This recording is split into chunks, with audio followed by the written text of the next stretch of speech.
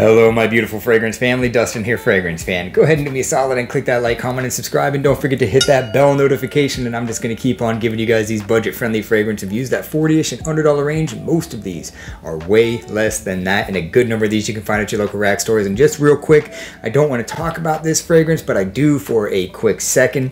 And I've seen in TJ Maxx, they are really marking down the prices on a lot of these fragrances. So if you see this one, I just saw it today. Azaro Chrome United for $18, 3.3 ounce bottle. Look at the juice level. You can tell I enjoy this thing. You can tell I wear this thing. It's a great smelling fragrance. $18, you can't beat that with a stick. That is an absolute steal. Just jump on it. Don't ask questions. Don't even have to look it up on reviews or anything like that on YouTube. Just buy it. It's can't say it enough. Great deal for 18 bucks. Just get that thing. So let's go ahead and talk about the fragrance that I wanted to bring you guys. And I've seen this fragrance many times. I've smelled this fragrance several times. Never pulled the trigger on it until just recently because I saw it marked for a price that I almost couldn't walk past. And I'm talking about Tahari's Black. I saw it for $10 at TJ Maxx and I figured, why not? Already knew what it smelled like, but $10? I had to jump on it. So it's that standard square bottle. They look good on the shelf if you have a whole bunch like this. I mean, there's several fragrances, even designer fragrances that have this shape bottle, you know, Bleu de Chanel, you know what I mean?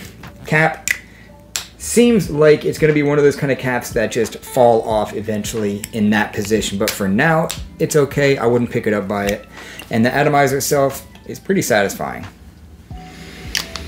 So this initially is a peppery, spicy, somewhat sweet vanilla, boozy, woody, smoky, masculine fragrance. So with all that, you can deduce that this is a cool weather fragrance. It's the kind of fragrance though that has that scent profile with the spiciness and the somewhat sweetness that will garnish some positive attention and get you some kind of compliments. That is, if people smell it on you.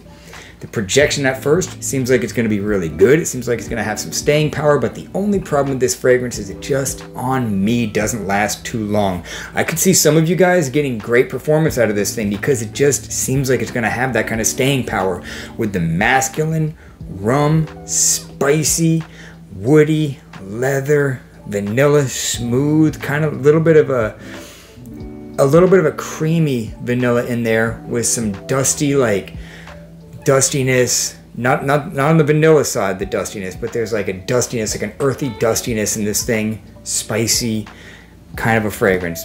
Cool weather, but since it doesn't perform that well, I don't see it doing that great in like the super freezing cold weather. So for me, this is like an out of the shower kind of a cozy fragrance. That's just me. It's got a little bit of a sexiness to it too. It definitely has a sexiness to it. It's just the performance is the only downside about this thing. If it was based on just scent profile alone, it would be a 6.5. If it was an average performing fragrance that gave me 5 hours and a little bit more, it's a 6.5. But since it's like a 3.5 hour fragrance, dial up the sprays like crazy, you might get 4 hours. Me personally, it's a 5. But I don't even put price into consideration. And for a fragrance to have poor performance and be $10 and still get a 5 on my rating scale, that's saying something about this fragrance.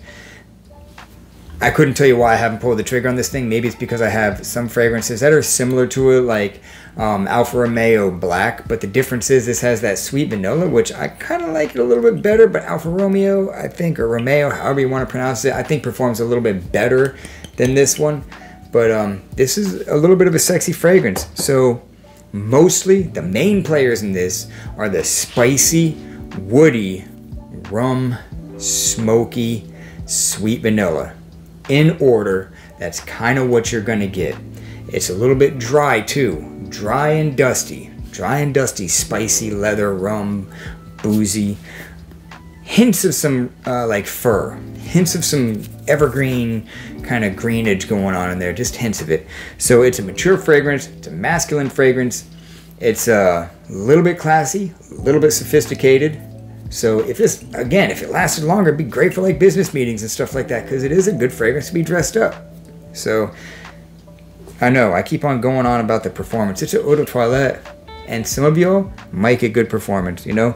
Spray it on your hand, shop, or whatever.